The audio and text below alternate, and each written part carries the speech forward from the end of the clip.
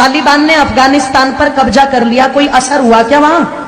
सांसदों को भी रातों रात सब कुछ छोड़ करके निकलना पड़ा कि नहीं निकलना पड़ा? बोलो, तुम्हें क्या लग रहा है तुम्हारे देश में ये स्थिति नहीं बन रही?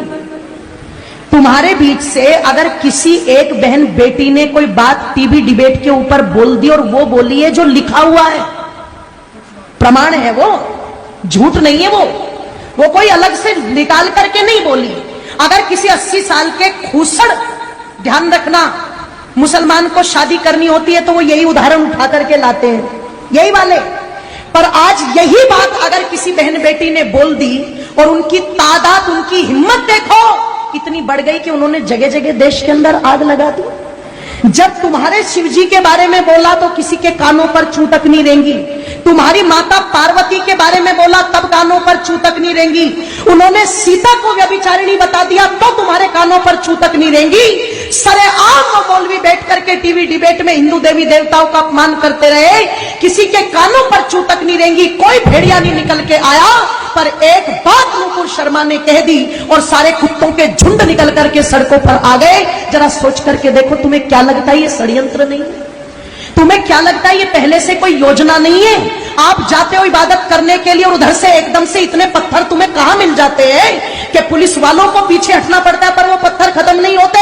आपको क्या लगता है इसके पीछे कोई योजना नहीं है? और इसके पीछे कोई योजना नहीं है कि जो भाईचारे के गीत सुनाए जाते हैं वो सारे के सारे गीत हमारे लिए है, क्या वो उन पर गीत लागू नहीं होता?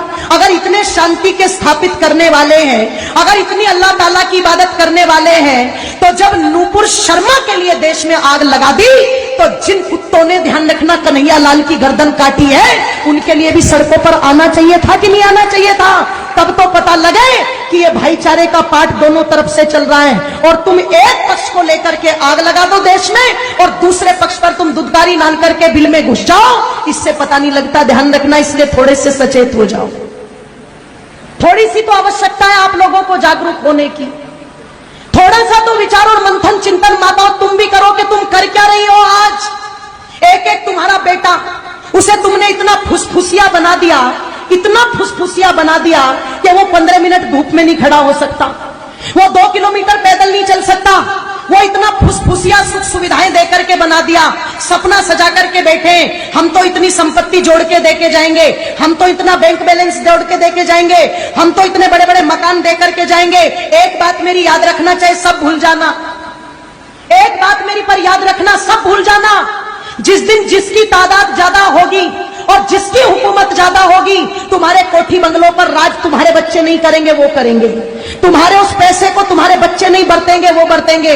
तुम्हारी संपत्ति पर मालिकाना अधिकार तुम्हारा नहीं होगा, उनका होगा। अगर यकीन ना हो तो कश्मीर का इतिहास ज्यादा पुराना नहीं है, अगर यकीन ना हो तो पाकिस्तान को अलग हुए ज्यादा समय नहीं हुआ है, जब रातों रात अपना सब कुछ छोड़कर के वहां से भगना पड़ा था। वो जमीन भी छोड़ी, वो कोठी बंगले भी छोड़े, वो धन संपत्ति भी छोड़ी। और इससे ज्यादा और दुर्गति क्या होगी कि छोटे छोटे दुधमुहे बच्चों को अपना पेशाब पिला पिला करके भारत तक उनको लाना पड़ा। तुम सोच करके देखो, ये स्थिति हो चुकी है।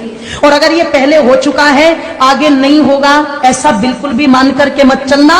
क्योंकि जो कौम अपने भूले इतिहास से शिक्षा नहीं लेती, उस कौम के मिटने में कभी भी देर नहीं लगती।